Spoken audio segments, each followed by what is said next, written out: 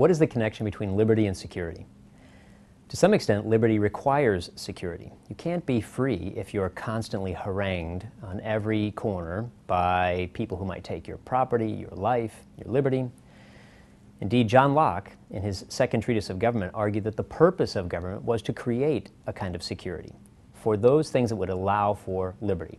Specifically, he argued that the government should provide for the security of life, liberty, and property. Once your life, your liberty, and your property are secure, then you can begin to use your liberty effectively. You can do the things you want in life. But what if we want the government to secure us against other things besides just those three? There are, after all, lots of risks in the world. Life is full of risks. Suppose we want the government to begin guaranteeing us against other kinds of risks. Risks from terrorism, risks from disease, risks associated with old age, and on and on. Once you begin to think about all the risky behaviors and all the risks that life poses, there are an awful lot of things that a government might have to do.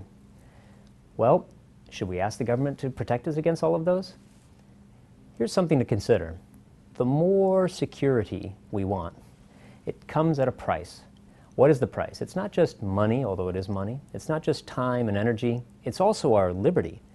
Because the more things the government protects us against, the more things that we no longer have control over ourselves.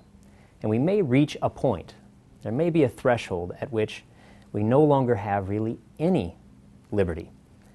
If we've asked the government to secure us against all risks, no costs barred, then what we've done effectively is we've handed over all of the authority, all of the discretion over our decisions and our lives to some other entity, to the state.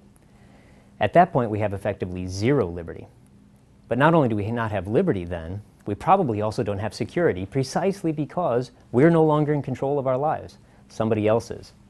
It reminds us of that famous quote from Benjamin Franklin, something to the effect of, people who would give up essential liberty for temporary security deserve neither, and they'll probably end up losing both. That contains some important wisdom. Liberty and security are trade-offs. The more security we get, the less liberty we're going to have. Now, where exactly is the trade-off? Where exactly is the threshold beyond which we shouldn't go? People of good faith might have differing views about that. But I would add one other aspect to the Franklin quote, and that is that liberty is not just a trade-off against security.